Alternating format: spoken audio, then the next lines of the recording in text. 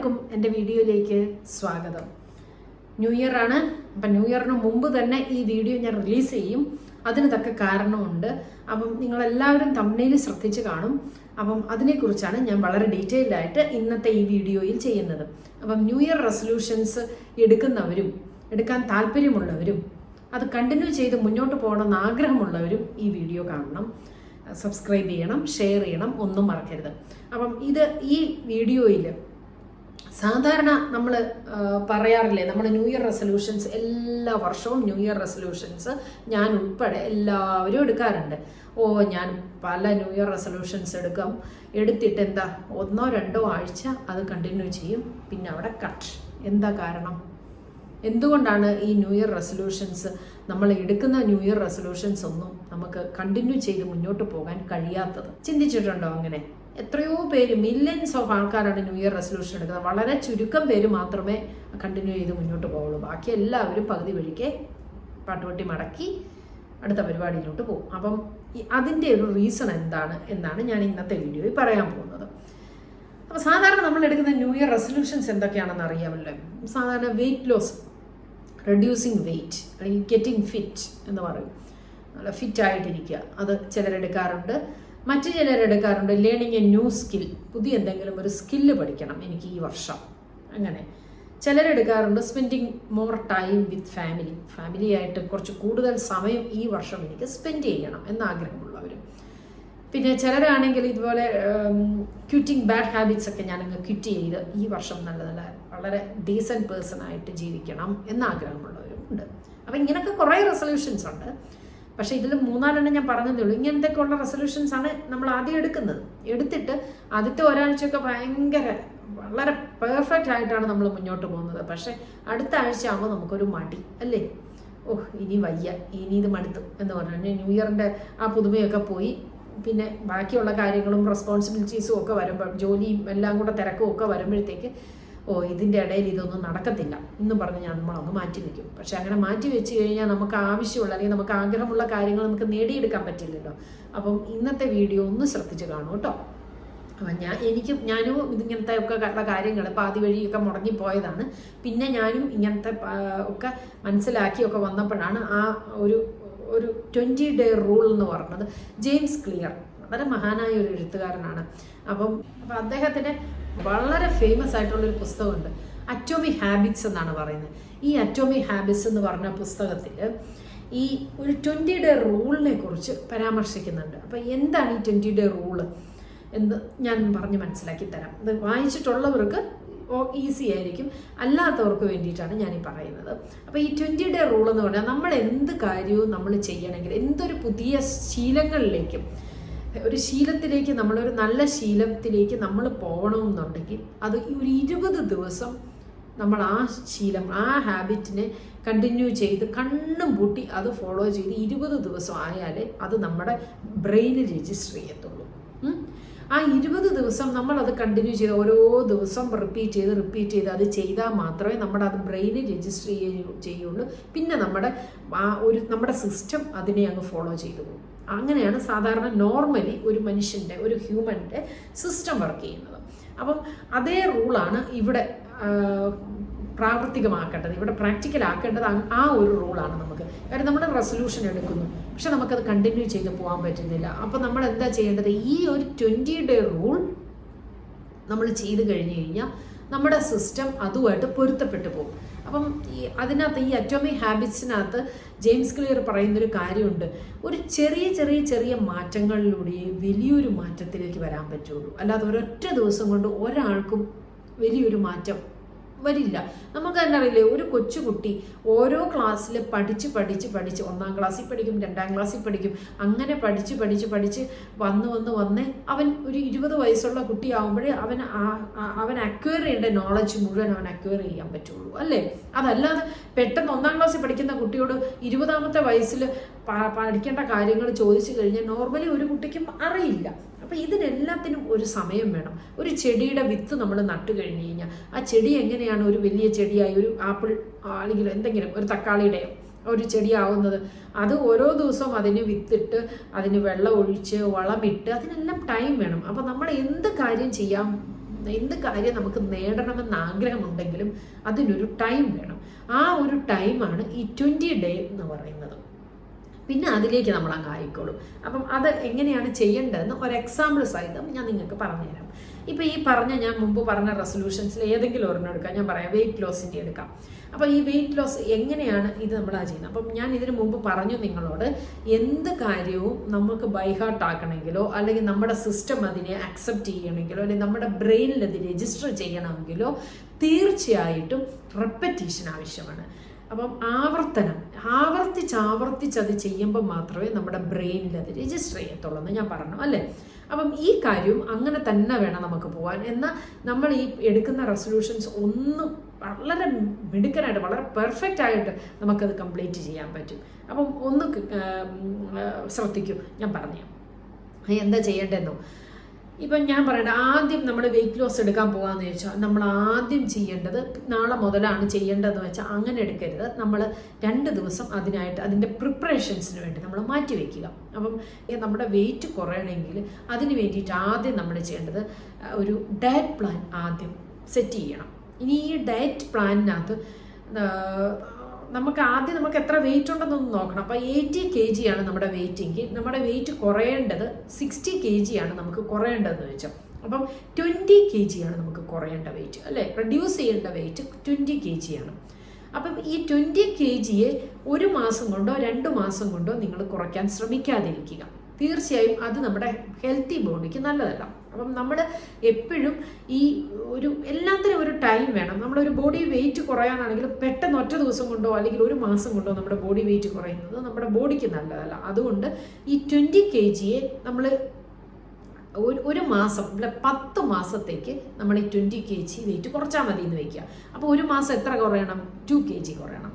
അപ്പം 2 kg wait നമുക്ക് 1 മാസം കുറഞ്ഞാൽ മതി. അപ്പം നമുക്ക് വളരെ എളുപ്പമായില്ലേ, 2 കിലോ വെയിറ്റ് മാത്രം നമുക്ക് 1 മാസം കുറഞ്ഞാൽ മതി. ഇനി ഇതെങ്ങനെയാണ് കുറയ്ക്കേണ്ടത്? അപ്പം ഈ 2 kg വെയിറ്റ് കുറയണമെങ്കിൽ നമ്മുടെ ഡയറ്റ് പ്ലാൻ ആദ്യം നമ്മൾ സെറ്റ് ചെയ്യണം. അപ്പം എങ്ങനെയാണ് ഡയറ്റ് പ്ലാൻ സെറ്റ് ചെയ്യേണ്ടതെന്ന് പറഞ്ഞുതരാം. നമ്മൾ കഴിക്കേണ്ടത് എപ്പോഴും ഒരു ബാലൻസ്ഡ് ഡയറ്റ് ആയിരിക്കണം. അപ്പം നിങ്ങൾക്ക് എല്ലാവർക്കും ഈ വെയിറ്റ് ലോസ് എടുക്കുന്നവർക്ക് എല്ലാവർക്കും അറിയാം, വൈറ്റമിൻസ് വേണം, മിനറൽസ് വേണം, ഫൈബർ വേണം, ആൻറ്റി ഓക്സിഡൻ്റ് ആയിട്ടുള്ള ഫുഡ് നമ്മൾ കഴിക്കണം. ഇതിനൊപ്പം കാർബോഹൈഡ്രേറ്റ് നമുക്ക് വേണ്ടത് തന്നെയാണ്, പക്ഷേ കാർബോഹൈഡ്രേറ്റിൻ്റെ ക്വാണ്ടിറ്റി കുറച്ച് മതി നമുക്ക്. അപ്പം ഇതിൻ്റെ കൂടെ ഫ്രൂട്ട്സ് കഴിക്കണം, ഇതൊക്കെ നമുക്ക് കഴിക്കണം.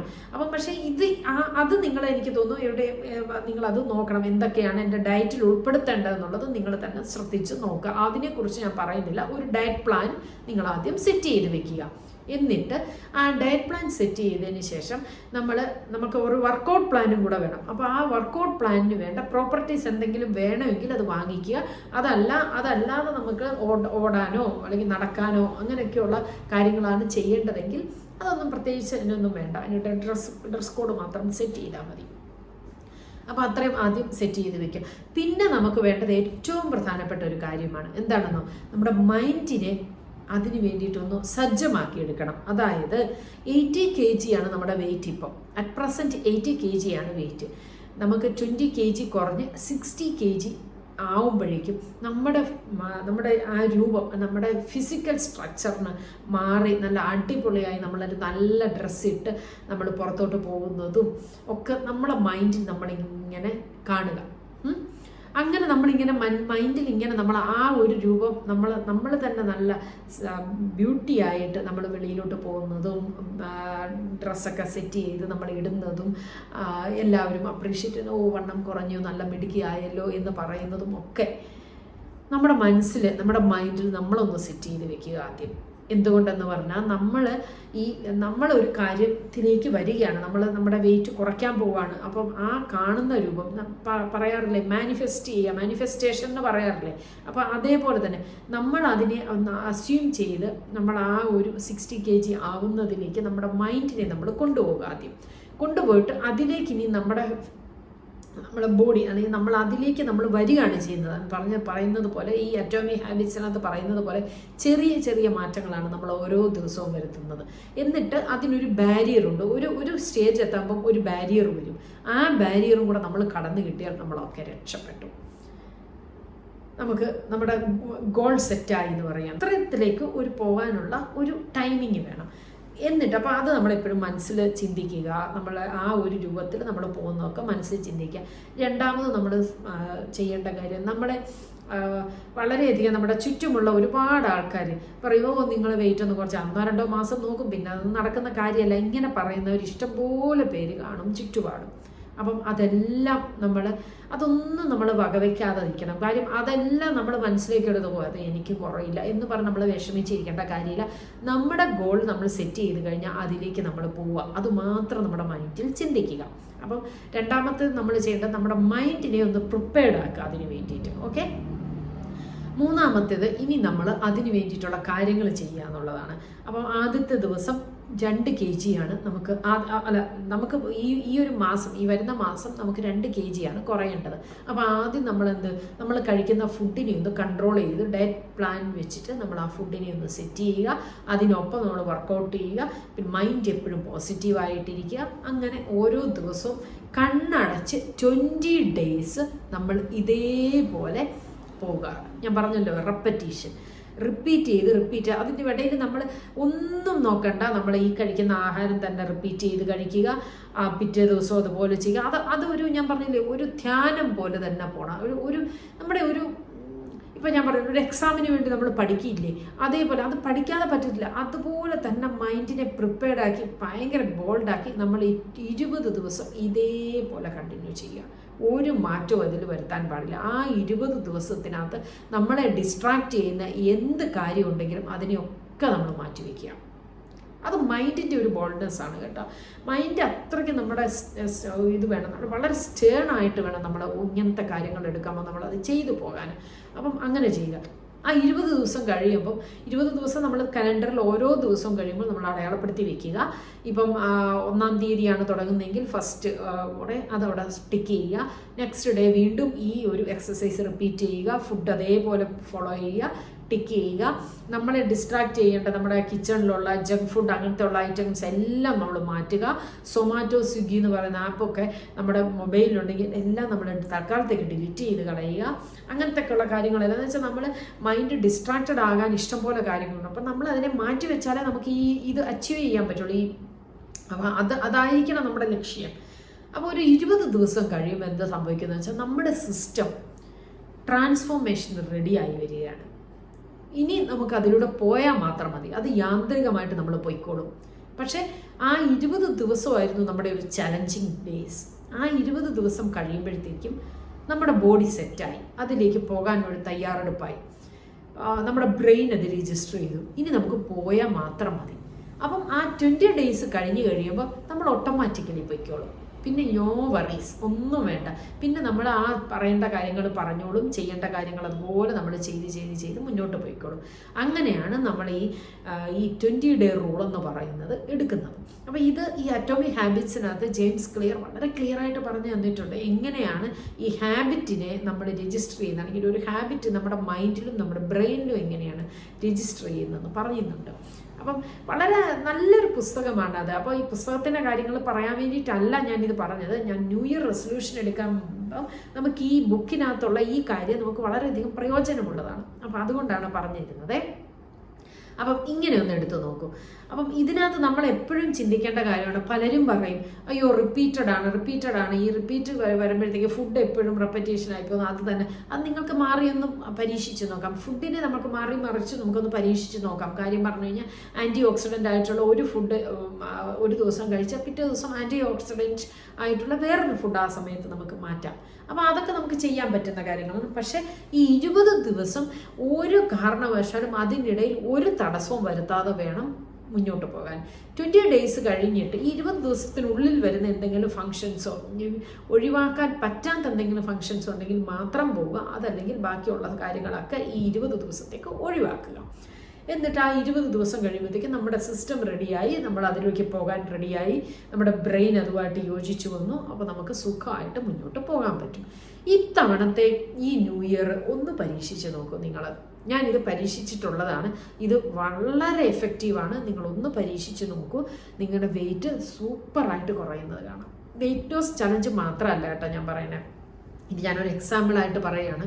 ഇപ്പം ഞാൻ പറയുന്നത് ഈ ഒരു 2025 ഞാനൊരു പുസ്തകം വായിക്കും, അല്ലെങ്കിൽ ഞാനൊരു ബുക്ക് എഴുതും എന്ന് വിചാരിക്കുന്ന ഒരു റൈറ്ററാണെന്ന് ചോദിച്ചു. അപ്പം ഒരു ബുക്ക് എഴുതാൻ പെട്ടെന്ന് ഒരു ദിവസം കൊണ്ട് നമുക്ക് ഒരു പുസ്തകം എഴുതാൻ പറ്റില്ല അല്ലേ.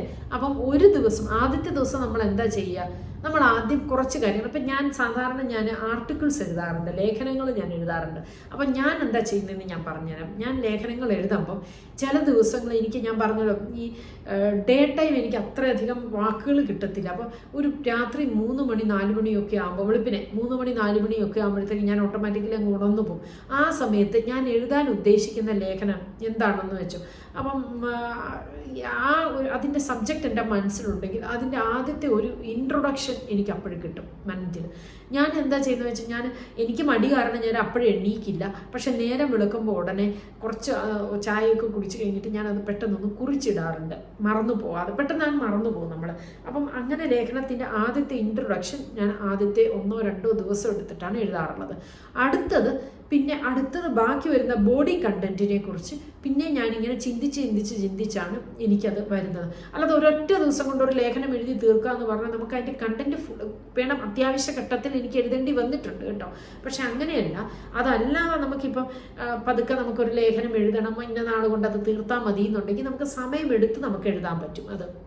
അതേപോലെ ഒരു കഥ എഴുതുന്നതാണേലും ഒരൊറ്റ ദിവസം കൊണ്ട് ഒരു കഥ ഒരിക്കലും പൂർണ്ണമാവത്തില്ല.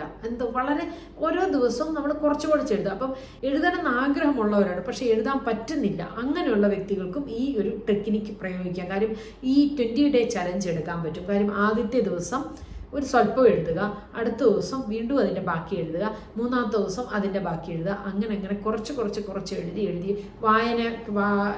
ഈ 20 ഡേ കഴിയുമ്പോഴത്തേക്ക് നമ്മൾ ശരിക്കും പറഞ്ഞാൽ നമ്മൾ അതിലേക്ക് ആവും. അതേപോലെ നമുക്ക് വായനാശീലം വേണ്ടവരാണെങ്കിൽ നമുക്ക് റീഡിങ് ഹാബിറ്റായിട്ട് എടുക്കണം. ഈ ഒരു 2025 നമ്മൾ വായിക്കാനാണ് ഏറ്റവും മുൻതൂക്കം കൊടുക്കുന്നതെങ്കിൽ ഇതേപോലെ വായനയും ഇതേപോലെ നമ്മൾ ആദ്യത്തെ ദിവസം നമ്മൾ ഒരു പേജ് വായിക്കുക, അടുത്ത നെക്സ്റ്റ് ഡേ നമ്മൾ അടുത്ത പേജ് വായിക്കുക. അങ്ങനെ നമുക്കിത് കൂട്ടി കൊണ്ടുവരാൻ കഴിയും. അപ്പം ഇങ്ങനെയാണ് നമ്മൾ പെട്ടെന്ന് നമ്മൾ ഒരു കാര്യം നമുക്ക് ഒരു ന്യൂ സ്കില്ല് പഠിക്കണമെങ്കിലും അങ്ങനെയല്ലേ, നമ്മൾ ആദ്യം കുറച്ച് പഠിക്കുക, നെക്സ്റ്റ് ഡേ അതിൻ്റെ അടുത്ത പഠിക്കുക, അങ്ങനെയല്ലേ പോകുന്നത്. അപ്പം ഈ 20 ഡേ റൂൾ എന്ന് പറയുന്നത് വളരെ എഫക്റ്റീവ് ആണെന്നാണ് പറയുന്നത്. അപ്പം ഈ ഒരു റൂള് നമ്മൾ ഫോളോ ചെയ്ത് കഴിഞ്ഞാലുണ്ടല്ലോ നമുക്ക് എല്ലാ കാര്യങ്ങളും പുതുതായിട്ട് പഠിക്കാൻ പറ്റും, അതേപോലെ നമുക്ക് ചെയ്യാൻ പറ്റും, നമുക്ക് എല്ലാ കാര്യങ്ങളും ചെയ്യാൻ പറ്റും. അപ്പം ഞാൻ ഈ പുതിയതായിട്ട് പഠിച്ച ചില സ്കിൽസും ചില കാര്യങ്ങളൊക്കെ ഇങ്ങനെ പഠിച്ചതാണ്. നമ്മൾ ആദ്യത്തെ ദിവസം എല്ലാം കൂടെ പഠിക്കാൻ പറ്റും. പിന്നെ ആവശ്യമില്ലാത്ത വറീസ്, വെപ്രാളം, നമുക്ക് അനാവശ്യമായിട്ടുള്ള ചിന്തകൾ, നെഗറ്റീവായിട്ടുള്ള തോട്ട്സ്, ഇതൊക്കെ നമ്മൾ ഒഴിവാക്കുക. വളരെ പോസിറ്റീവായിട്ട് ചിന്തിക്കുക. അങ്ങനെയൊക്കെ ചെയ്താലേ നമ്മുടെ മൈൻഡ് എപ്പോഴും ക്ലിയർ ആവുള്ളൂ. നമ്മൾ വിചാരിക്കുക നമ്മൾ ഒരാളോട് ഫൈറ്റ് ചെയ്താലും ഞാൻ അവിടെ ജയിച്ചു കഴിഞ്ഞ് കഴിഞ്ഞാൽ എന്നാലേ എനിക്കൊരു സുഖം വരുള്ളൂ, അല്ലെങ്കിൽ എനിക്കൊരു ഹാപ്പിനെസ് വരത്തുള്ളൂ എന്നൊക്കെ ചിന്തിക്കുന്നവരുണ്ട്. പക്ഷേ നമ്മൾ ഒരു ഫൈറ്റ് നടത്തി ജയിച്ചു കഴിഞ്ഞാൽ നമുക്ക് അന്നത്തെ ദിവസം ഉറക്കവും വരില്ല, മനസ്സിന് സമാധാനവും വരത്തില്ല. നിങ്ങളൊന്ന് ശ്രദ്ധിച്ച് നോക്കിക്കേ, അങ്ങനെ ഒന്നും വരില്ല. അപ്പം നമ്മൾക്ക് മൈൻഡും ബോഡിയും ഹെൽത്തി ആയിട്ടിരിക്കണമെങ്കിൽ നമ്മൾ ആരോടും ഒരു പ്രശ്നത്തിനും പോവാതെ വളരെ പീസ്ഫുള്ളായിട്ട് നമ്മുടെ ലൈഫ് മുന്നോട്ട് കൊണ്ടുപോയാൽ മാത്രമേ നമുക്ക് അച്ചീവ് ചെയ്യാൻ പറ്റുള്ളൂ. പല കാര്യങ്ങളും ഫൈറ്റ് ചെയ്ത് മുന്നോട്ട് പോകാം, പക്ഷെ നമുക്ക് അതിനകത്തൊന്നും അച്ചീവ് ചെയ്യാനുള്ള പറ്റില്ല. അപ്പം ഇതാണ് ഇന്നത്തെ ഈ വീഡിയോയിലെ കണ്ടന്റ്. അപ്പോൾ വളരെ ചെറിയൊരു കണ്ടന്റാണ്. ഈ കണ്ടന്റിലൂടെ നിങ്ങൾക്ക് എല്ലാവർക്കും ഈ ന്യൂ ഇയർ റെസൊല്യൂഷൻ എടുക്കുന്ന എല്ലാവർക്കും കണ്ടിന്യൂ ചെയ്ത് പോകാൻ പറ്റും. അതിന് വേണ്ടിയിട്ട് എല്ലാവർക്കും ഈ ഒരു 2025 ഒരു നല്ല വർഷം ആയിരിക്കട്ടെ. അപ്പം wishing you and your loved once A spectacular new year filled with love, laughter and light. Stay tuned because the best is yet to come. Okay, bye.